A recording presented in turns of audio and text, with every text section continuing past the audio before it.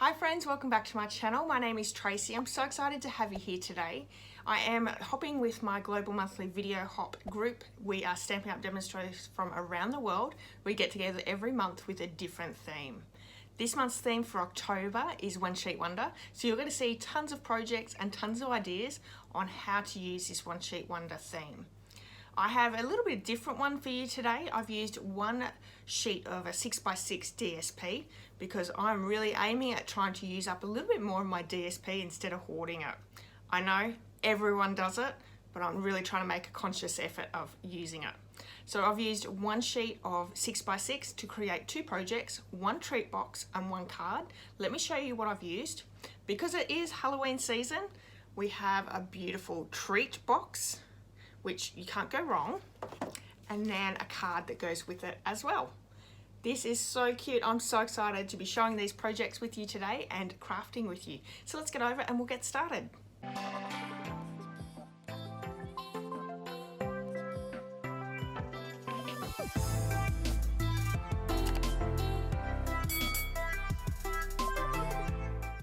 There's two ways to do a one sheet wonder. One is to use your DSP like I'm doing on today's projects, or the other way is to stamp your own background onto cardstock and then create your one sheet wonder from there.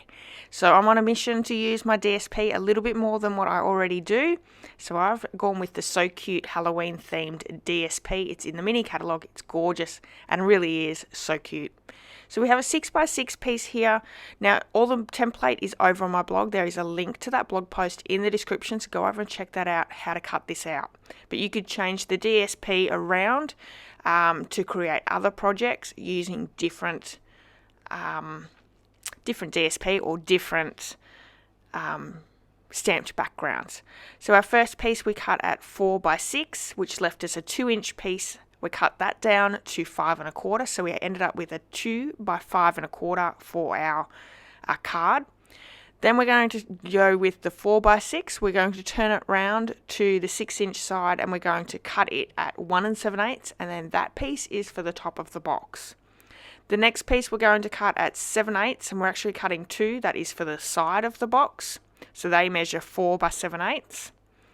Then we're going to cut it to the side, and it is a 2 3/8 inch piece left over, and we're cutting it at 2 1/8 inch, and that is for our card. That is our second piece for the card. That leaves us another little strip. We're going to cut that, it'll be 1 7/8 across. We're going to cut them at 3/4 and 3/4 again, and that leaves us with those two little strips there. So go over to my blog, have a look at the template, use it for other projects as well. You can make cards and boxes with other DSP as well. So we're using the Frightfully Cute bundle. This is gorgeous for Halloween. I've used it a ton and I really love it. We have basic grey as our card base. We are using the DSP on the other side. I'm just going to glue that one down. Then we have a piece of gorgeous grape cardstock that we're going to do some stamping on the background. I'm just going to layer the other piece of DSP with pumpkin pie. So we're using very traditional Halloween colours. It's also colours from that DSP. So always look at the colours that are in your DSP. So we have this strip of the gorgeous grape as well as the inside of our card in basic white, and then I have a little strip there of polished pink. This is way bigger than it needs to be. It's just for the sentiment. So I'm going to stamp the inside with Memento Tuxedo black ink. There's great sentiments in there as well as tons of different spooky little images that you can place on your projects or your cards. So really have a look at this set. It is a great one. So we're using the bats and the cats for these projects. So really quick, easy stamping on the inside. Then I'm going to do a bit of random stamping with those two cats and bats stamps. And we're just moving our stamp around a little bit, doing random patterns. It doesn't have to be perfect, but you want to stamp it off the cardstock as well. That actually gives it a nice, good image, and it's a really nice background. So I've gone with the black and white for our stamping. I think that makes it nice and easy to have Memento Tuxedo black ink as our ink. Okay, we're going to bring the polished pink in, and I have that sentiment that says frightfully cute. And I'm stamping that first, then die cutting it so I can get it right in the middle of the sentiment, right in the middle of that label. So we have the basic black stamping blends here, and we're using some pearls. This is a great way to use what you have in your stash for embellishments, and you can change them. If you've got the stamping blend, you can change the rhinestones or the pearls to create any embellishment that you would like for your card or project. So really look at your stamping blends. So I'm going to let them dry for just a little while. Let's bring in that label die, and we're just going to pop that through the cut and emboss machine. Okay, so we're right to start popping the whole card together. We're just going to glue down our gorgeous grape piece. We're going to add dimensionals to our pumpkin pie. And then our little sentiment there on the right hand side under cute, I'm going to use some liquid adhesive. And then on the left hand side, we're going to pop it up. Don't forget to pop or to adhere the inside of your card. And then we're going to put some little of those pearls, those black pearls that we've just coloured in around the card.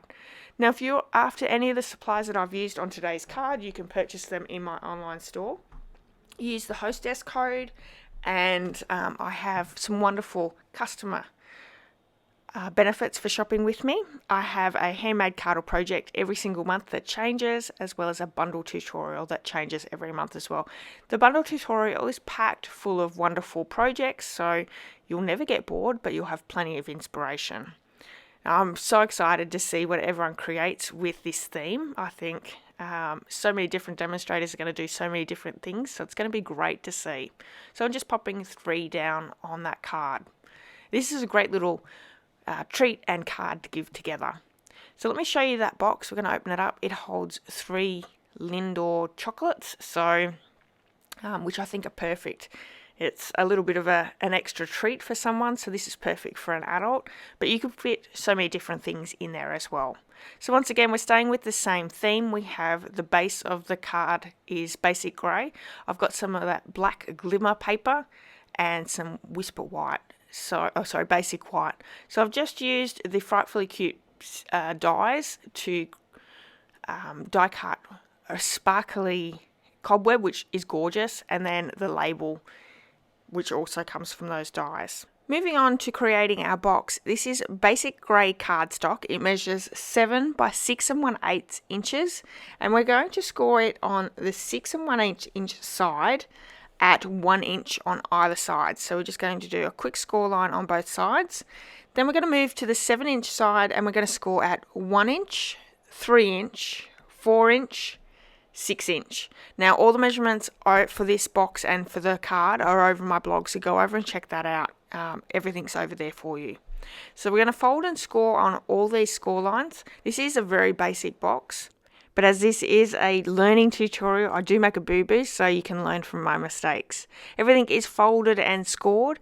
We're going to cut into our box base now. On our corner that has our little tab, we're going to take our 2 squares out completely. This is our tab to put the box together. Then we're going to cut up the next tab and notch in. So we're making miter cuts here in these. And this is actually the top of our box. Okay, the next one here we're going to cut in as well. Again, a tab for the inside of the box. And then the next one we are going to keep completely the way it is. So we're just cutting up. But that bottom tab there we're going to notch in. So there is a template over on my blog, so you can check that out. I don't make any mistakes there, but it's coming. So this is the template that we have. Now I don't have a corner rounder, so I'm using envelope punch board because it has a rounder on the top. I really do need to get a corner rounder. So once we have those 2 edges corner round, now that is out to go in the inside of our box. So if you don't have a corner rounder, just create one with your scissors. So we're going to add all our layers of DSP together. Now, when I created this box, I actually put my box together and then added my DSP. I recommend doing it that way because this is so confusing, and this is where I make my mistake. So if you're making this at home, pop your box together, then add your DSP because I put things up the wrong way. You'll see. But we have all our pieces together, so we have that bigger piece for the top. We have the 2 longer ones for the sides and then the 2 shorter ones for the sides as well. And they go upside and downside, and yeah. So it is a little bit confusing, which just make it easy for yourself and put the box together first. So we're going to bring some tear and tape in. You could also use your liquid adhesive, but you are going to have to hang on to it a little bit tighter. So these little pieces, I should have put them upside down. They should be facing the other way around. You'll see. So we have it all together. Let's pop some tear and tape on those 4 little tiny square tabs, and you can put your box together. Like I said, you can use liquid adhesive as well. I find, I don't know, for boxes I really do like to use a bit of tear and tape. Just makes it a little bit easier for me, but use what you have. I always find if I'm using liquid adhesive for boxes and that, I end up with more on my fingers, but that's probably because I put too much liquid adhesive on in the first place. So you're just lining those corners up together. Really, really simple. So I'm using the glittered organdy black ribbon to go around the box. You don't have to. You could just tie a little bow and attach that to your box as well. Completely up to you. But we've got 3 of those little chocolates inside. Now, one thing I did use was I used a 3/4 inch circle punch, but you could use any size punch that you have, just to create that little thumb hold to open it a little bit easier. It's not necessary, but it does make it a little bit easier to open. So let's start decorating. We're going to use Memento Tuxedo black ink for stamping, and we have the sentiment that says "which way to the candy," which is perfect for a little treat holder. And we're also going to stamp one of those little spiders there as well. The cobweb is in the glittery black glitter paper, which is in the mini catalogue. So perfect for Halloween. You could also use just black cardstock as well. That would look good, but you really can't go past that glittery effect. So we're just going to fussy cut this little spider out really quickly. It's pretty delicate, but it's pretty easy to do as well. So I'm not the best at fussy cutting, but just do the best you can. So I'm just going to add a little bit of liquid adhesive to that. And because that spider, the web is quite long, you can just cut it off at the top of our die there. We're going to use some liquid, no we're not. We're going to attach it to the cobweb, and I'm using liquid adhesive for that. Now you can either pop this up or just pop some more liquid adhesive on the back. I think I bring some dimensionals in. No, I don't. It was something else that I was creating that I put the dimensionals on. I've used this paper a bit lately, so if that's what you're thinking, I have used it a bit. So I'm just going to wrap this around the box and do a double knot. You want to be able to make sure that you can place it on and off the box. So either don't do the knot tight, or just don't do it tight. So either you can undo the knot, or you can slide it on and off the box easily enough. Now I always recommend to do your bows and your knots on the roll. You'll use less ribbon that way. It's less wastage. So we're just going to pop those 3 little pearls, those black pearls that we coloured in earlier, straight down onto this box. So really easy to create both of these projects, and wouldn't everyone just absolutely love getting these? So you can see my mistake. I could also just cut another couple of pieces and put it down. To me, I don't think anyone's really going to be paying that much attention, so I'm not too worried about it. Thanks so much for joining me today. I hope you've enjoyed these projects. If you have, please give me a thumbs up, and I'd love it if you left me a comment. If you haven't hit subscribe, you could do that as well. All the other demonstrators' links to their videos are in the description of this video. There's also clickable links to the products I've used in the description. All the measurements can be found over in the blog, so please go over and check that out. While you're over there, sign up for my emails. You'll get lots of information as well as a free tutorial every single month as well. Please leave comments over on the other demonstrators' videos. They love to be encouraged by other people watching the videos as well. I'll be back with another video really soon, and I'll be back next month with another project with the Global Monthly Video Hop. So hopefully you are really enjoying these projects. All right, everyone, have a happy and safe day, and I'll see you all very soon. Bye-bye.